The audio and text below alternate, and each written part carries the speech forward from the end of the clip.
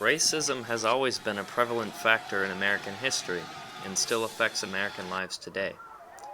It has morphed many cities into regions that can lack diversity and fear change. Through either lack of exposure or contrastly overexposure, stereotypes inevitably rise in all Americans. This may not seem like a massive issue on the surface level, but when it affects police officers' decision making in regards to law enforcement, stereotyping causes patterns of unnecessary violence.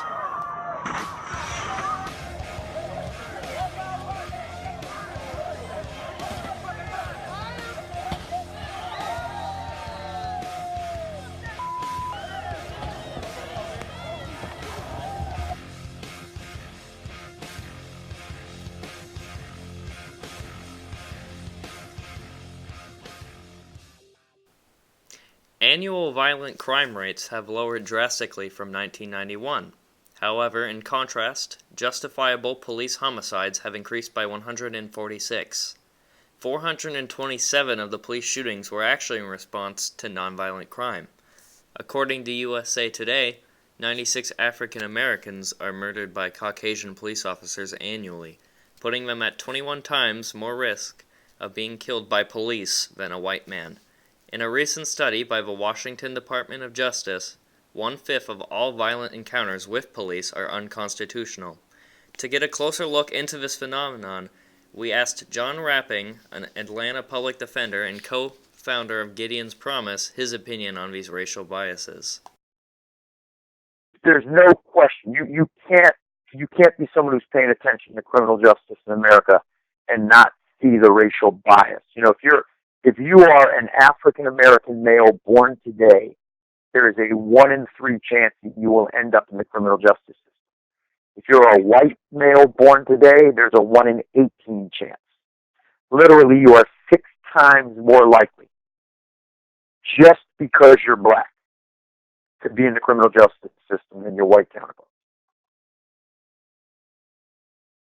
And I will tell you, I really do believe that criminal justice in America is this generation's most pressing civil rights challenge. I think in the last 50 years, we've made a lot of progress in a lot of areas, but criminal justice is not one of them. You go into courtrooms all across this country, and you will see disproportionately people of color, almost exclusively poor people, populating those courtrooms and filling our prisons and our jails. Oftentimes, people who work in the legal system are unaware of the preconceived notions that they hold towards minorities and do not realize the impact that their subconscious opinions have on arrests and sentencing. There's a lot of social science nowadays about something called implicit racial bias. And the idea is that all of us, you, me, every one of us, we are socialized to associate race and criminality. And it's not conscious. Subconsciously, we all tend to associate race and criminality. And we have biases that we're not even aware of. And those impact everybody in the criminal justice system and help drive the system that we have. Law enforcement reacting with excessive force against minorities, most notably in recent months, has escalated exponentially.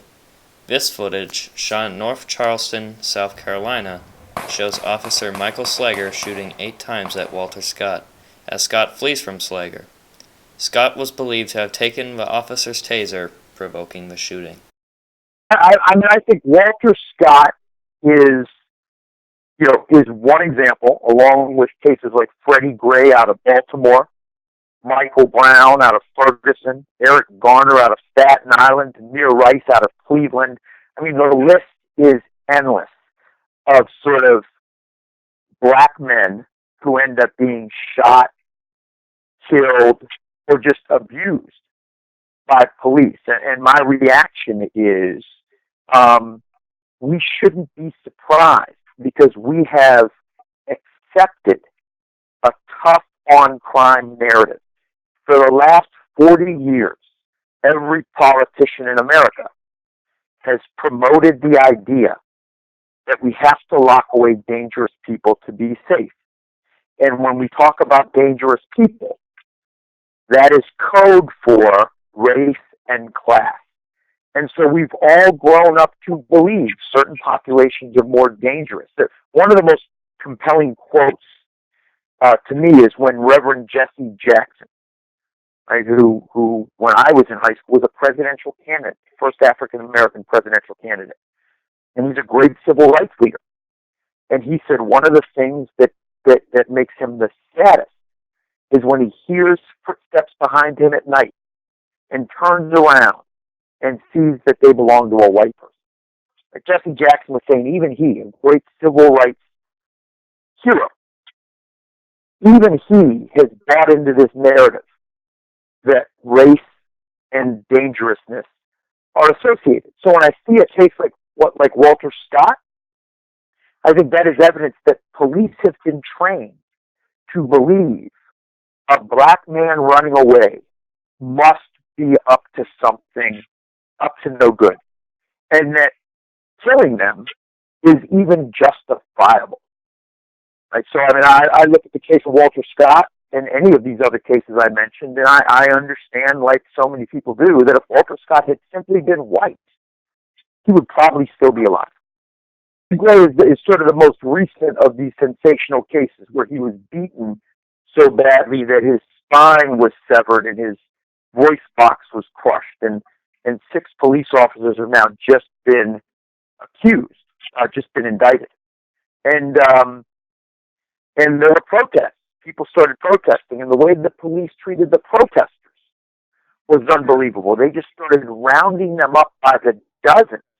In the first night, 250 people were arrested and thrown in jails.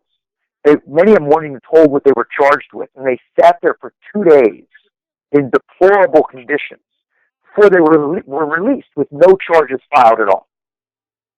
Right? Some of them certainly it impacted their jobs and their careers.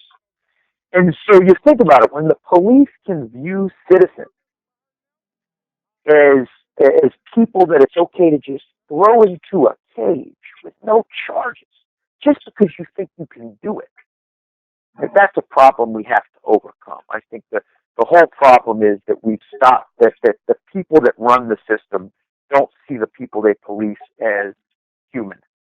And we've got to rehumanize them in the eyes of police and prosecutors and judges.